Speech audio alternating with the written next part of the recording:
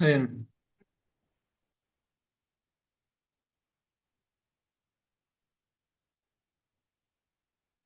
ಶ್ರೀ ಗುರುಭ್ಯೋ ನಮಃ. ಹರಿ ಓಂ. ನಾರಾಯಣಾಯ ಪರಿಪೂರ್ಣ ಗುಣಾರ್ಣವಾಯ ವಿಶ್ವೋದಯ ಸ್ಥಿತಿಲಯೋ ನಿಯತಿಪ್ರದಾಯ ಜ್ಞಾನಪ್ರದಾಯ ವಿಬುಧಾಸುರಸೌಖ್ಯ ದುಃಖ ಸತ್ಕಾರಣಾಯ ವಿತತಾಯ ನಮೋ ನಮಸ್ತೆ.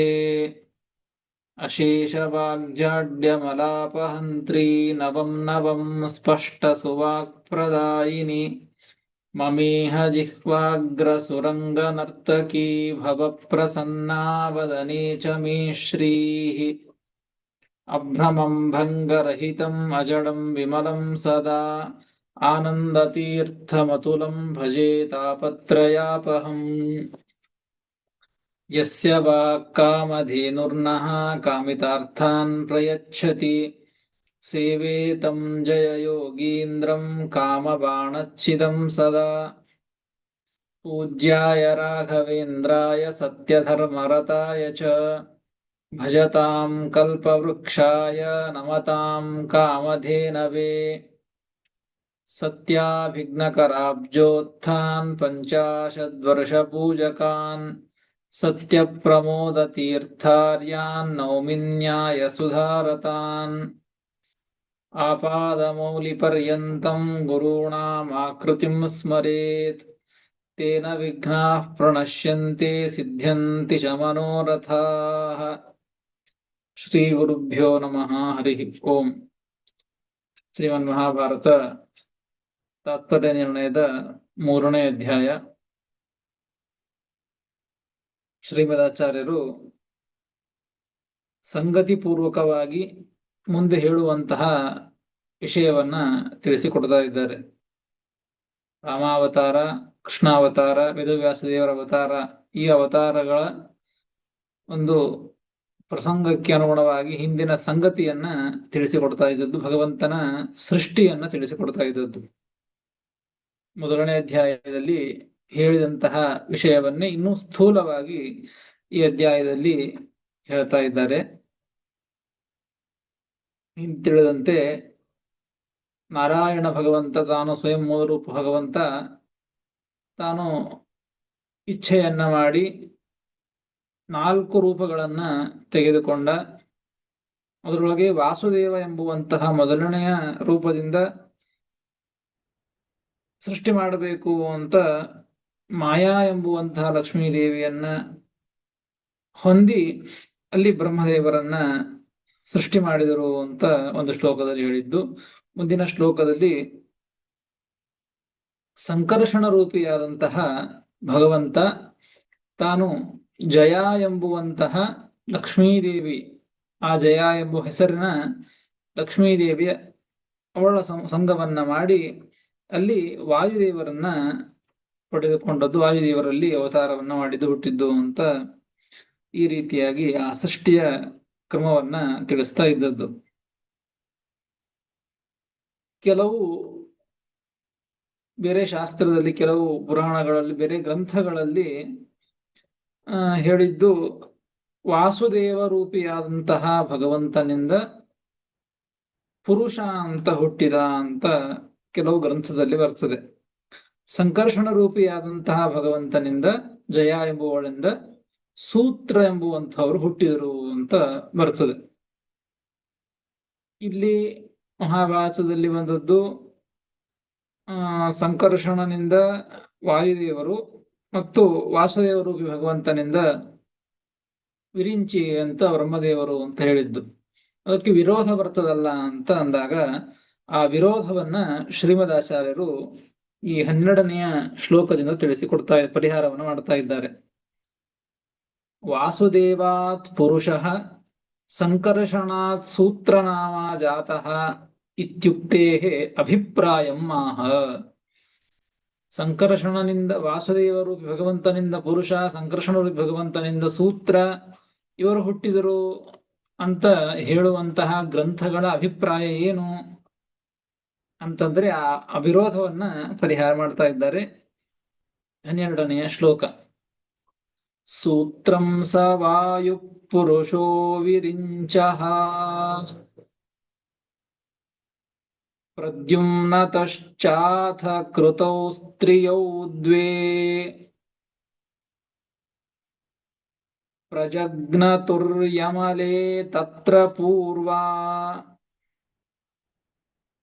ಪ್ರಧಾನ ಸಂಜ್ಞಾ ಪ್ರಕೃತಿರ್ಜನಿತ್ರೀ ಸೂತ್ರಂ ಸ ವಾಯು ಪುರುಷೋ ವಿರಿಂಚಃ ಪ್ರದ್ಯುಮ್ನತಶ್ಚಾಥ ಕೃತೌ ಸ್ತ್ರಿಯೌ ದ್ವೇ ಪ್ರಜಗ್ನತುರ್ಯಮಲೆ ತತ್ರ ಪೂರ್ವಾ ಪ್ರಧಾನ ಸಂಜ್ಞಾ ಪ್ರಕೃತಿರ್ಜನಿತ್ರೀ ಎಂಬುದಾಗಿ 12ನೆಯ ಶ್ಲೋಕ. ಪದವಿಭಾಗ. ಸೂತ್ರಂ ಸಹ ವಾಯುಃ ಪುರುಷಃ ವಿರಿಂಚಃ ಪ್ರದ್ಯುಮ್ನತಃ ಚ ಅಥ ಕೃತೌ ಸ್ತ್ರಿಯೌ ದ್ವೇ ಪ್ರಜಗ್ನತುಃ ಯಮಲೆ ತತ್ರ ಪೂರ್ವಾ ಪ್ರಧಾನ ಸಂಜ್ಞಾ ಪ್ರಕೃತಿ ಜನಿತ್ರಿ ಎಂಬುದಾಗಿ ಪದವಿಭಾಗ. ಆ ವಿರೋಧವನ್ನ ಪರಿಹಾರ ಮಾಡ್ತಾ ಇದ್ದಾರೆ ಶ್ರೀಮದಾಚಾರ್ಯರು. ಗ್ರಂಥಾಂತರದ ವಿರೋಧ ಬರೋದಿಲ್ಲ ಅಂತ ಹೇಳಿ. ಸೂತ್ರಂ ಸ ವಾಯು ಪುರುಷೋ ವಿರಿಂಚಃ. ಒಂದು ಗ್ರಂಥದಲ್ಲಿ ವಾಸುದೇವರು ಭಗವಂತನಿಂದ ವಿರಿಂಚ ಹುಟ್ಟಿದ್ದು, ಬ್ರಹ್ಮದೇವರು ಹುಟ್ಟಿದ್ದು ಅಂತ, ಮತ್ತೊಂದು ಗ್ರಂಥದಲ್ಲಿ ಪುರುಷ ಹುಟ್ಟಿದ ಅಂತ. ಅದಕ್ಕೆ ಪರಿಹಾರ ಮಾಡ್ತಾರೆ. ಪುರುಷೋ ವಿರಿಂಚಃ. ಆ ಪುರುಷ ಅಂದ್ರೆ ಬೇರೆ ಅಲ್ಲ, ಆ ಪುರುಷನೇ ವಿರಿಂಚ, ಪುರುಷ ನಾಮಕನಾದಂತಹ ವಿರಿಂಚ. ಪುರುಷ ಅಂತ ಹೆಸರು, ಆ ಹೆಸರಿರುವಂತಹ ಬ್ರಹ್ಮದೇವರು ಅಂತ ಅರ್ಥ. ಬ್ರಹ್ಮದೇವರಿಗೆ ಹೆಸರು, ಹೀಗಾಗಿ ವಿರೋಧ ಇಲ್ಲ. ಯಾವ ಗ್ರಂಥ ಪುರುಷ ಹುಟ್ಟಿದ ಅಂತ ಹೇಳಿದೆ, ಹೆಸರನ್ನ ಹೇಳಿದೆ. ವಿರಿಂಚ ಹುಟ್ಟಿದ ಅಂತ ಹೇಳುವಂತಹದ್ದು ವ್ಯಕ್ತಿಯನ್ನು ತಿಳಿಸಿಕೊಟ್ಟದ್ದು. ಹೀಗಾಗಿ ಪುರುಷ ವಿರಿಂಚ ಅಂದರೆ ಪುರುಷ ನಾಮಕನಾದಂತಹ ಬ್ರಹ್ಮದೇವರು ಹುಟ್ಟಿದರು ಅಂತ ಅರ್ಥ. ಹೀಗಾಗಿ ಗ್ರಂಥಾಂತರಗಳಿಗೆ ವಿರೋಧ ಇಲ್ಲ. ಅದೇ ರೀತಿ ವಾಯುದೇವರು ಅಷ್ಟೇ. ಸೂತ್ರ ಸಂಕರ್ಷಣ ರೂಪಿ ಭಗವಂತನಿಂದ ಸೂತ್ರ ಹುಟ್ಟಿದ ಅಂತ ಕೆಲವು ಗ್ರಂಥದಲ್ಲಿ ಬಂದದ್ದು. ಮಹಾಭಾರತದಲ್ಲಿ ತಿಳಿಸಿಕೊಟ್ಟದ್ದು ವಾಯುದೇವರು ಹುಟ್ಟಿದರು ಅಂತ. ಅದಕ್ಕೆ ವಿರೋಧವನ್ನ ಶ್ರೀಮದಾಚಾರ್ಯ ಪರಿಹಾರವನ್ನು ಮಾಡ್ತಾರೆ. ಸೂತ್ರಂ ಸ ವಾಯು. ಆ ಸೂತ್ರ ಅಂದ್ರೆ ಬೇರೆ ಯಾರು ಅಲ್ಲ, ವಾಯುದೇವರ ಹೆಸರು. ಸೂತ್ರನಾಮ, ಸೂತ್ರ ಅಂತ ಹೆಸರು. ಸಹ ವಾಯು ಸೂತ್ರಂ ಅಂದ್ರೆ ಸೂತ್ರನಾಮ. ಸೂತ್ರ ಎಂಬುವಂತಹ ಹೆಸರಿನ ವಾಯುದೇವರು ಸಂಕರ್ಷಣ ರೂಪಿ ಭಗವಂತನಿಂದ ಜಯ ಎಂಬುವಂತಹ ಲಕ್ಷ್ಮೀದೇವಿಯಲ್ಲಿ ಅವತಾರವನ್ನು ಮಾಡಿದ್ದು, ಹುಟ್ಟಿದ್ದು. ವಿರಿಂಚಃ ಪುರುಷ ಪ್ರಕೀರ್ತಿತ. ಇಷ್ಟು ಮುಗೀತು. ಆ ವಿರೋಧವನ್ನ ಪರಿಹಾರ ಮಾಡಿದರು. ಇಲ್ಲಿ ಒಂದು ವಿಷಯ ಮುಗೀತು. ವಾಸುದೇವರು ಭಗವಂತನಿಂದ ಮಾಯಾ ಎಂಬುವಂತಹ ಲಕ್ಷ್ಮೀದೇವಿ ಹೆಸರಿನ ಆ ಲಕ್ಷ್ಮೀದೇವಿಯಿಂದ ಅಲ್ಲಿ ಹುಟ್ಟಿದ್ದು ಪುರುಷನಾಮಕನಾದಂತಹ ಬ್ರಹ್ಮದೇವರು. ಸಂಕರ್ಷಣ ಮತ್ತು ಜಯ ಎಂಬುವಂತಹ ಈ ಇಬ್ಬರಲ್ಲಿ, ಈ ಅವತಾರಗಳಲ್ಲಿ ಭಗವಂತನಿಂದ ಲಕ್ಷ್ಮೀದೇವಿಯಿಂದ ಅವತಾರ ಮಾಡಿದ್ದು ವಾಯುದೇವರು ಅಲ್ಲಿ ಹುಟ್ಟಿದ್ದು ಸೂತ್ರ ಎಂಬುವಂತ ಹೆಸರಿನಿಂದ ಅಂತ. ಈ 4 ಅವತಾರಗಳಲ್ಲಿ 2 ಅವತಾರಗಳ ಬಗ್ಗೆ ತಿಳಿಸಿದರು. ಇನ್ನು ಮತ್ತೊಂದು ಅವತಾರವನ್ನು ಹೇಳ್ತಾರೆ. ಇದಾನೀಂ ಪ್ರದ್ಯುಮ್ನಾತ್ ಸೃಷ್ಟಿಂ ಮಾಹ. ಈಗ ಪ್ರದ್ಯುಮ್ನನಿಂದ, ಪ್ರದ್ಯುಮ್ನ ನಾಮಕನಾದಂತಹ ಭಗವಂತನಿಂದ ಆದಂತಹ ಸೃಷ್ಟಿಯನ್ನ ತಿಳಿಸಿಕೊಡ್ತಾರೆ. ಪ್ರದ್ಯುಮ್ನತಶ್ಚಾಥ ಕೃತೌ ಸ್ತ್ರಿಯೌ ದ್ವೇ. ಪ್ರದ್ಯುಮ್ನ ರೂಪಿಯಾದಂತಹ ಭಗವಂತನಿಂದ ಅಲ್ಲಿ ಕೃತೌ ಅಂದ್ರೆ ಕೃತಿ ಅಂತ ಲಕ್ಷ್ಮೀದೇವಿಯ ಒಂದು ಹೆಸರು. ಕೃತಿ ನಾಮಕಳಾದಂತಹ ಲಕ್ಷ್ಮೀದೇವಿ ಆ ರೂಪದಲ್ಲಿ ಪ್ರದ್ಯುಮ್ನ ರೂಪಿಯಾದಂತಹ ಭಗವಂತನಿಂದ ಸ್ತ್ರಿಯೌ ದ್ವೇ ಪ್ರಜಗ್ನತುಹು ಯಮಲೆ. ಯಮಲೆ ಸ್ತ್ರಿಯೌ ದ್ವೇ. ಆ ಇಬ್ಬರಲ್ಲಿ ಪ್ರದ್ಯುಮ್ನ ಕೃತಿಯಲ್ಲಿ ಇಬ್ಬರು ಸ್ತ್ರೀಯರು ಅಲ್ಲಿ ಅವತಾರ ಹುಟ್ಟಿದ್ದು. ಅಲ್ಲಿ ಆ ಇಬ್ಬರು ಹೇಗಿದ್ದಾರೆ ಅಂದ್ರೆ ಯಮಲೆ ಅಂತ ಹೇಳ್ತಾರೆ. ಯಮಲೆ ಅಂದ್ರೆ ಅವಳಿ ಜವಳಿ, ಯಮಲರು. ಯಮಲೆ ಸ್ತ್ರೀಯೌ ದ್ವೇ ಪ್ರಜಗ್ನತುಹು. ಯಮಳರಾದಂತಹ ಇಬ್ಬರು ಸ್ತ್ರೀಯರು ಹುಟ್ಟಿದರು. ಯಾರಲ್ಲಿ ಹುಟ್ಟಿದ್ದು? ಪ್ರದ್ಯುಮ್ನ ಮತ್ತು ಕೃತಿ ದೇವಿಯಲ್ಲಿ. ಇವರಲ್ಲಿ ಇಬ್ಬರು ಸ್ತ್ರೀಯರು ಹುಟ್ಟಿದರು. ಪ್ರಜಗ್ನತುಹು.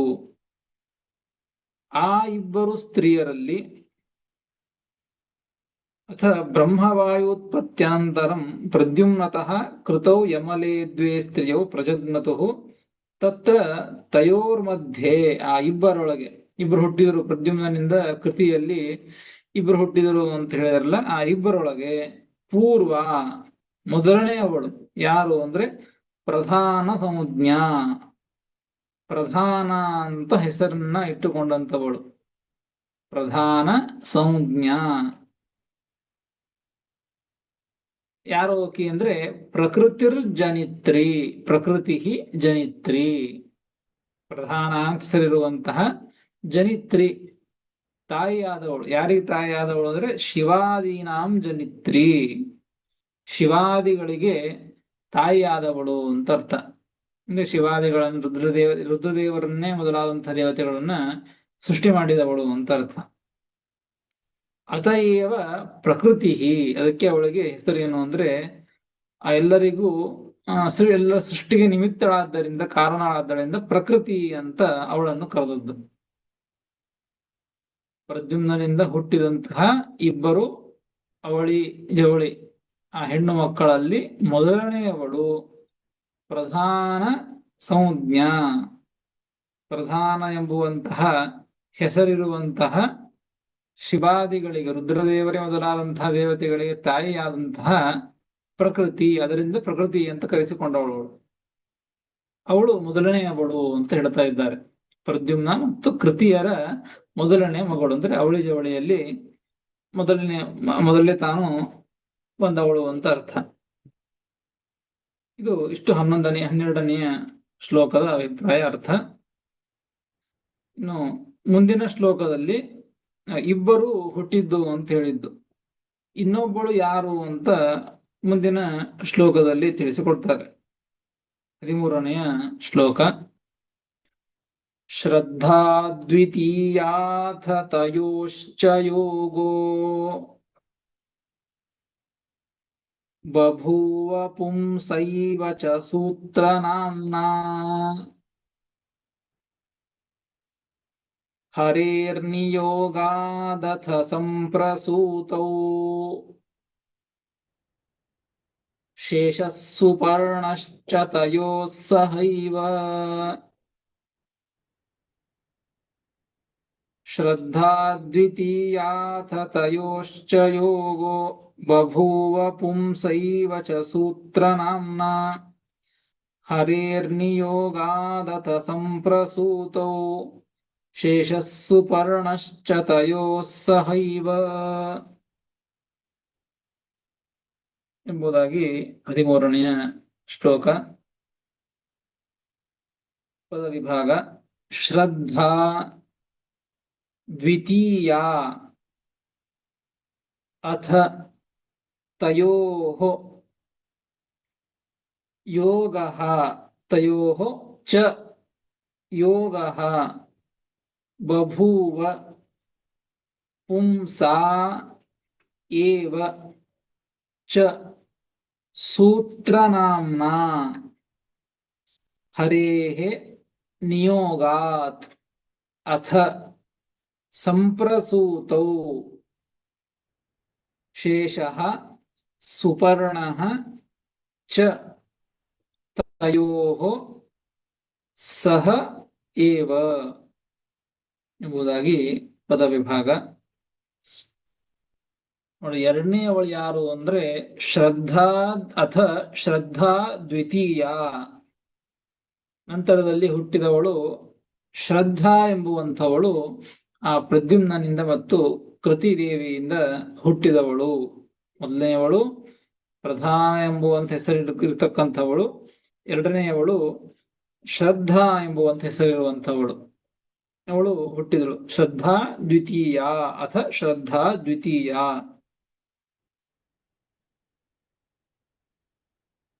ಅಥ ಉತ್ಪತ್ತ್ಯನಂತರಂ. ಮುಂದೇನಾಯ್ತು ಅಂದ್ರೆ ನೋಡಿ, ಪ್ರದ್ಯುಮ್ನ ರೂಪಿಯಾದಂತಹ ಭಗವಂತನಿಂದ ಕೃತಿಯಲ್ಲಿ ಇಬ್ಬರು ಹುಟ್ಟಿದರು, ಅವಳಿ ಜವಳಿ, ಪ್ರಧಾನ ಮತ್ತು ಶ್ರದ್ಧಾ ಅಂತ ಹೇಳಿ, ಅಥವಾ ಪ್ರಕೃತಿ ಮತ್ತು ಶ್ರದ್ಧಾ ಅಂತೆ. ಪ್ರಧಾನ ಅಥವಾ ಪ್ರಕೃತಿ ಅಂತ ಎರಡು ಹೆಸರು. ಯಾವ್ದಾದ್ರು ಕರೀಬಹುದು. ಆ ಇಬ್ಬರಲ್ಲಿ ಇಬ್ಬರು ಹುಟ್ಟಿದಾದ ಮೇಲೆ ಮುಂದೆ ಏನಾಯ್ತು ಅಂದ್ರೆ ಹರೇಹೇ ನಿಯೋಗಾತ್ ನೋಡ ಅದರ ಮುಂದೆ ತಯೋಶ್ಚ ಯೋಗೋ ಬಭೂವ ಪುಂಸೈವ ಚ ಸೂತ್ರ ನಾಮ್ನ. ಆ ಇಬ್ಬರಿಗೂ ಕೂಡ ಇಬ್ಬರ ಜೊತೆಗೆ ಸಂಯೋಗ ಆಯಿತು, ಯೋಗ ಆಯಿತು, ಸಂಬಂಧ ಆಯಿತು ಅಂತ ಹೇಳ್ತಾ ಇದ್ದಾರೆ. ಅಂದ್ರೆ ಏನು, ವಾಸುದೇವ ರೂಪಿ ಭಗವಂತ, ಸಂಕರ್ಷಣ ರೂಪಿ ಭಗವಂತನಿಂದ ಏನು ಬ್ರಹ್ಮದೇವರು ವಾಯುದೇವರು ಹುಟ್ಟಿದ್ರು, ಆ ಇಬ್ಬರು ಪ್ರದ್ಯುಮ್ನ ರೂಪ ಭಗವಂತನಿಂದ ಹುಟ್ಟಿದಂತಹ ಇಬ್ಬರು ಸ್ತ್ರೀಯರನ್ನ ವಿವಾಹ ಆದರು, ಮದುವೆ ಆದರೂ ಸಂಘವನ್ನ ಮಾಡಿದರು ಕ್ರಮವಾಗಿ. ಅಂದ್ರೆ ಈ ಪ್ರಕೃತಿಯನ್ನ ಬ್ರಹ್ಮದೇವರು ಆ ಸಂಘ ಮಾಡಿದ್ದು, ಮತ್ತು ವಾಯುದೇವರು ಈ ಶ್ರದ್ಧಾ ಎಂಬುವಂತವಳನ್ನ ಹೊಂದಿದ್ದು. ಈ ರೀತಿಯ ಕ್ರಮವನ್ನು ತಿಳಿದುಕೊಳ್ಳಬೇಕು. ತಯೋಶ್ಚ ಯೋಗೋ ಬಭೂವ, ಆ ಇಬ್ಬರಿಗೂ ಯೋಗ ಆಯಿತು. ಯೋಗ ಅಂದ್ರೆ ಸಂಬಂಧ ಆಯಿತು. ಹೇಗೆ ಯಾರ್ಯಾರಿಗೆ ಸಂಬಂಧ ಆಯಿತು ಅಂದ್ರೆ ಪುಂಸೈವಚ ಸೂತ್ರ ನಾಮ್ನ, ಕ್ರಮವಾಗಿ. ಪುಂಸ ಅಂದ್ರೆ ಪುರುಷ ಎಂಬುವಂತಹ ಹೆಸರಿನ ಬ್ರಹ್ಮದೇವರ ಜೊತೆಗೆ ಸಂಬಂಧ ಆಯಿತು. ಯಾರಿಗೆ? ಪ್ರಕೃತಿಯ ಜೊತೆಗೆ. ಸೂತ್ರ ನಾಮ್ನ, ಸೂತ್ರ ಎಂಬುವಂತ ಹೆಸರಿನ ವಾಯುದೇವರ ಜೊತೆಗೆ ಶ್ರದ್ಧಾ ಎಂಬುವಂತಹ ಎರಡನೆಯವಳ ಸಂಬಂಧ ಆಯಿತು, ಯೋಗ ಆಯಿತು. ಇಷ್ಟು. ಶ್ರದ್ಧಾ ದ್ವಿತೀಯಾಥ ತಯೋಶ್ಚ ಯೋಗೋ ಬಭೂವ ಪುಂಸೈವ ಚ ಸೂತ್ರ ನಾಮ್ನ. ಅದಾದ್ಮೇಲೆ ಹರೇರ್ನಿಯೋಗಾದ್ ಅಥ ಸಂಪ್ರಸೂತೋ, ಅದರ ಕ್ರಮವನ್ನ ತಿಳಿಸಿಕೊಟ್ಟಿದ್ದಾರೆ. ಪುರುಷೇಣ ಪ್ರಧಾನಾಯ ಸೂತ್ರೇಣ ಶ್ರದ್ಧಾಯಾ ಯೋಗ ಜಾತಃ. ತಯೋ ಪುರುಷ ಸೂತ್ರಯೋ, ಆ ಇಬ್ಬರಿಗೂ ಕೂಡ ಪುರುಷ ಮತ್ತು ಸೂತ್ರ ಅಂದ್ರೆ ಬ್ರಹ್ಮದೇವರು ಮತ್ತು ವಾಯುದೇವರು, ಈ ಇಬ್ಬರಿಗೂ ಕೂಡ ತಯೋ ಹರೇಹೇ ನಿಯೋಗಾತ್, ಹರೇಹೇ ನಿಯೋಗಾತ್, ಭಗವಂತನ ನಿಯೋಗದಿಂದ ಅಂದ್ರೆ ಆಜ್ಞೆಯಿಂದ ಅಂತ ಅರ್ಥ. ಭಗವಂತ ಆಜ್ಞೆ ಮಾಡಿದ ಬ್ರಹ್ಮದೇವರಿಗೆ ವಾಯುದೇವರಿಗೆ ಸೃಷ್ಟಿಯನ್ನು ಮಾಡಬೇಕು ಅಂತ ಹೇಳಿ, ಗರುಡಶೇಷರನ್ನ ಸೃಷ್ಟಿ ಮಾಡಬೇಕು ಅಂತ ಹೇಳಿ. ಅದಕ್ಕೆ ಅಲ್ಲಿಯೂ ಕೂಡ ಆ ಇಬ್ಬರಿಂದ, ಬ್ರಹ್ಮದೇವರಿಂದ ಮತ್ತು ಪ್ರಧಾನಳಿಂದ ಪ್ರಕೃತಿಯಿಂದ ಅಲ್ಲಿ ಹುಟ್ಟಿದವರು ಶೇಷದೇವರು. ಮುಂದೆ ವಾಯುದೇವರು ಮತ್ತು ಶ್ರದ್ಧಾದೇವಿ, ಈ ಇಬ್ಬರಿಂದ ಹುಟ್ಟಿದವರು ಗರುಡದೇವರು ಅನ್ನು ಕೊಡ್ತಾರೆ. ಸಹೈವ ಅಂದ್ರೆ ಏಕಸ್ಮಿನ್ ಕಾಲೇ ಅಂತ ಅರ್ಥ. ಶ್ಲೋಕದಲ್ಲಿ ಇದೆ ನೋಡಿ ಕೊನೆಗೆ, ಶೇಷ ಸುಪರ್ಣಶ್ಚ ತಯೋ ಸಹೈವ ಅಂತ ಇದೆ. ಹರೇಹೇ ನಿಯೋಗಾತ್, ಭಗವಂತನ ಆಜ್ಞೆಯಿಂದ ಆ ಇಬ್ಬರಿಗೂ, ಬ್ರಹ್ಮದೇವರಿಗೂ ವಾಯುದೇವರಿಗೂ, ಶೇಷದೇವರು ಮತ್ತು ಗರುಡದೇವರು ಕ್ರಮವಾಗಿ, ಶೇಷದೇವರು ಬ್ರಹ್ಮದೇವರಿಗೆ, ಗರುಡದೇವರು ವಾಯುದೇವರಿಗೆ, ಹೀಗೆ ಸಹೈವ ಸಂಪ್ರಸೂತವು, ಏಕಕಾಲದಲ್ಲಿಯೇನೆ ಹುಟ್ಟಿದರು. ಸಹೈವ ಅಂದ್ರೆ ಮೊಟ್ಟ ಮೊದಲಿಗೆ ಶೇಷದೇವರು ಇವರಿಗೆ ಹುಟ್ಟಿದರು, ನಂತರದಲ್ಲಿ ಮತ್ತೆ ಇವರು ಗರುಡದೇವರು ಹುಟ್ಟಿದರು ಅಂತ ಇಲ್ಲ. ಬ್ರಹ್ಮದೇವರಿಗೆ ಶೇಷದೇವರು, ವಾಯುದೇವರಿಗೆ ಗರುಡದೇವರು ಏಕಕಾಲದಲ್ಲಿ ಹುಟ್ಟಿದರು, ಪ್ರಕೃತಿ ಮತ್ತು ಶ್ರದ್ಧಾದೇವಿಗಳಿಗೆ ಹೇಳ್ತಾ ಇದ್ದಾರೆ. ಶೇಷ ಸುಪರ್ಣಶ್ಚ ತಯೋ ಸಹೈವ, ಆ ರೀತಿಯಾಗಿ ಆ ಶೇಷದೇವರ ಮತ್ತು ಗರುಡದೇವರ ಇಲ್ಲಿ ಜನ್ಮ ಆಯಿತು ಅಂತ ಈ ರೀತಿಯಾಗಿ ತಿಳಿಸಿಕೊಡ್ತಾ ಇದ್ದಾರೆ.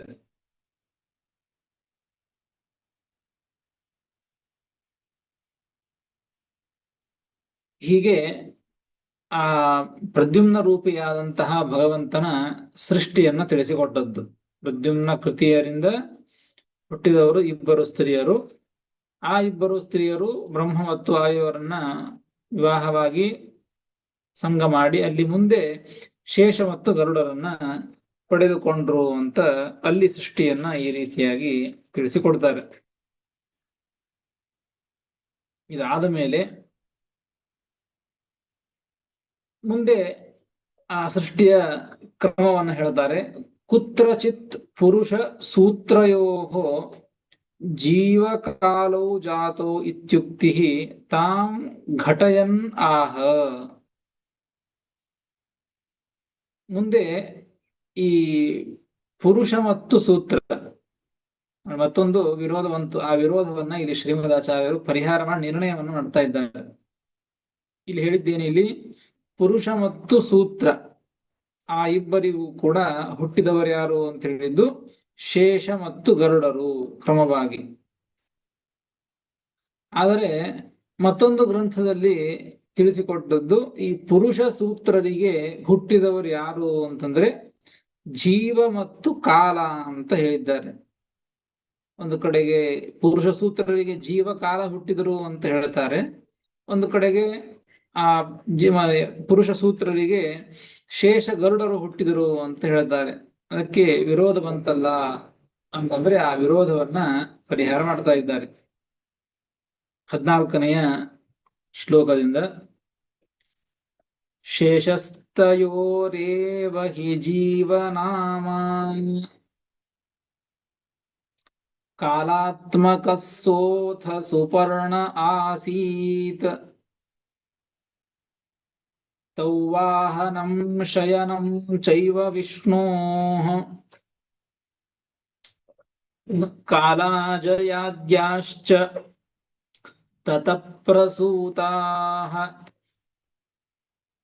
ಶೇಷಸ್ತಯೋರೇವ ಹಿ ಜೀವನಾಮ ಕಾಲಾತ್ಮಕಸ್ಸೋಥ ಸುಪರ್ಣ ಆಸೀತ್ ತೌ ವಾಹನಂ ಶಯನಂ ಚೈವ ವಿಷ್ಣೋಃ ಕಾಲಾಜಯಾದ್ಯಾಶ್ಚ ತತಃ ಪ್ರಸೂತಾಃ ಎಂಬುದಾಗಿ 14ನೆಯ ಶ್ಲೋಕ. ಪದವಿಭಾಗ. ಶೇಷಃ ತಯೋಃ ಏವ ಹಿ ಜೀವನಾಮ ಕಾಲಾತ್ಮಕಃ ಸಹ ಅಥ ಸುಪರ್ಣಃ ಆಸೀತ್ ತೌ ವಾಹನಂ ಶಯನಂ ಚ ಏವ ವಿಷ್ಣೋಃ ಕಾಲಾಃ ಜಯಾದ್ಯಾಃ ಚ ತತಃ ಪ್ರಸೂತಾಃ ಎಂಬುದಾಗಿ ಪದವಿಭಾಗ. ವಿರೋಧ ಪರಿಹಾರ ಮಾಡ್ತಾ ಇದ್ದಾರೆ.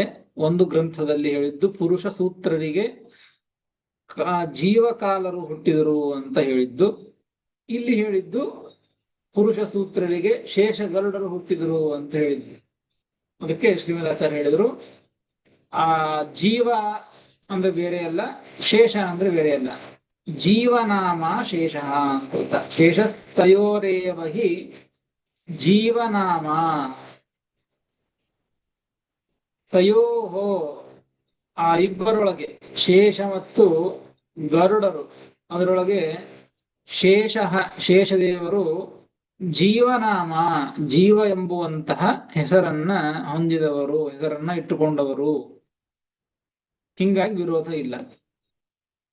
ಕೆಲವು ಗ್ರಂಥದಲ್ಲಿ ಶೇಷ ಹುಟ್ಟಿದ್ದು ಬ್ರಹ್ಮದೇವರಿಗೆ ಅಂತ ಹೇಳಿದ್ದು, ಕೆಲವು ಕಡೆಗೆ ಜೀವ ಹುಟ್ಟಿದ್ದು, ಜೀವ ಅಂದ್ರೆ ಬೇರೆ ಯಾರು ಅಲ್ಲ, ಆ ಜೀವ ಎಂಬ ಹೆಸರೇನ ಶೇಷದೇವರು ಅಂತ.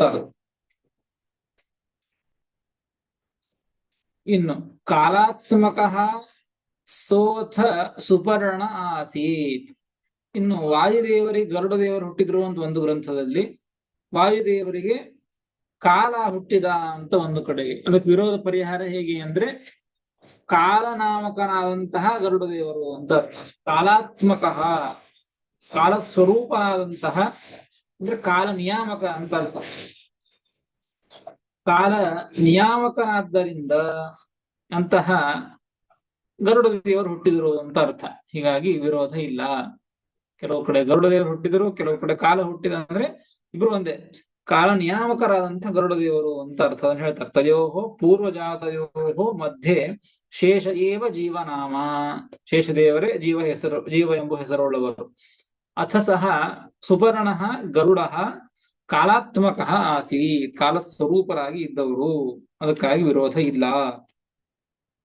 ಇನ್ನು ಮುಂದೆ ತೌ ವಾಹನಂ ಶಯನಂ ಚೈವ ವಿಷ್ಣೋಃ. ಆ ಇಬ್ಬರೂ ಕೂಡ ಭಗವಂತನಿಗೆ ವಿಷ್ಣುವಿಗೆ ವಾಹನರಾದವರು. ಒಬ್ಬರು ವಾಹನರಾದವರು, ಮತ್ತೊಬ್ಬರು ಶಯನರಾದವರು ಅಂದ್ರೆ ಹಾಸಿಗೆಯಾದವರು. ತೌ ಗರುಡಶೇಷೌ ವಾಹನಂ ಶಯನಂ ಆಸ್ತರಣಂ ವಿಷ್ಣೋ ಬಭೂವತು. ಶೇಷದೇವರು ಆ ಶಯನರಾದರು, ಗರುಡ ದೇವರು ವಾಹನರಾದರು. ಇಷ್ಟು ವಿಚಾರವನ್ನ ತಿಳಿಸ್ತಾ ತತಃ ತಯೋಃ ಗರುಡಶೇಷಯೋಃ ಕಾಲಾಃ ಕಾಲನಾಮಕಾಃ ಜಯಾದ್ಯಾಃ ಜಯವಿಜಯಾದ್ಯಾಃ ಗರುಡಾತ್ ಕಾಲಾಃ ಶೇಷಾತ್ ಜಯಾದ್ಯಾಃ ಇತಿ ಜ್ಞೇಯಂ. ನೋಡಿ, ಇಲ್ಲಿ ಕಾಲ ಜಯಾದ್ಯ ಶತಪ್ರಸೂತಾಃ ಅಂತಿದೆ. ಕಾಲನಾಮಕ ಅಂದ್ರೆ ಕಾಲನಾಮಕಾಹ, ಕಾಲನಾಮಕರಾಗಿ ಇರ್ತಕ್ಕಂತಹ ಕೆಲವು ಪಾರ್ಷದರು, ಸೇವಕರು ಅಂತ ಅರ್ಥ. ಜಯಾದ್ಯಾಹ ಅಂದ್ರೆ ಜಯ ವಿಜಯರೇ ಮೊದಲಾದಂತಹ ಆ ಭಗವಂತನ ಪಾರ್ಷದರು, ಅಂದ್ರೆ ಭಗವಂತನ ಆ ದ್ವಾರಪಾಲಕರು. ಅವರು ಹುಟ್ಟಿದ್ದು ಅಂತ ಹೇಳ್ತಾ ಇದ್ದಾರೆ. ಅಂದ್ರೆ ಯಾರಿಂದ ಯಾರು ಹುಟ್ಟಿದ್ರು ಅಂತಂದ್ರೆ ಗರುಡಾತ್ ಕಾಲಾಹ, ಆ ಗರುಡ ದೇವರಿಂದ ಕಾಲನಾಮಕರಾದಂತಹ ಸೇವಕರು ಪಾರ್ಷದರು ಹುಟ್ಟಿದರು. ಇನ್ನು ಶೇಷದೇವರಿಂದ ಜಯಾದ್ಯಾಹ, ಜಯ ವಿಜಯ ಬಲ ಪ್ರಬಲ, ಹೀಗೆ ಏನು 4 ದಿಕ್ಕುಗಳಿರ್ತಕ್ಕಂತಹ 8 ದ್ವಾರಪಾಲಕರು ಅವರೆಲ್ಲರೂ ಕೂಡ ಶೇಷದೇವರಿಂದ ಹುಟ್ಟಿದ್ದು. ಕಾಲ ಜಯಾದ್ಯಾಶ್ಚ ತತಪ್ರಸೂತಾಹ, ಅವರಿಂದ ಅವರು ಪ್ರಸೂತಾಹ ಅಂದ್ರೆ ಹುಟ್ಟಿದವರು ಅಂತ ಈ ರೀತಿಯಾಗಿ ತಿಳಿಸ್ತಾ ಕೇತೆ ಇತ್ಯತಃ ಜಯಾದ್ಯಾಶ್ಚ ಮುಂದಿನ ಶ್ಲೋಕದಲ್ಲಿ ಅವರು ಯಾರು ಏನು ಎಂಬುದನ್ನು ಮತ್ತಿನ್ನೂ ವಿಸ್ತಾರವಾಗಿ ಆ ಸೃಷ್ಟಿಯನ್ನ ತಿಳಿಸಿಕೊಡ್ತಾರೆ. ಅದನ್ನು ಮತ್ತೆ ನಾಳೆ ತಿಳಿದುಕೊಳ್ಳೋಣ ಅಂತ ಹೇಳ್ತೇನೆ. ಶ್ರೀಕೃಷ್ಣ ಅರ್ಪಣಮಸ್ತು. ಹರೈ ನಮಃ. ನಮಸ್ಕಾರ. ಹರೇ ನಮಃ. ಹರೇ ನಮಃ. ನಮಸ್ಕಾರ ಆಚಾರ್ಯ. ಹರೇ ನಮಃ.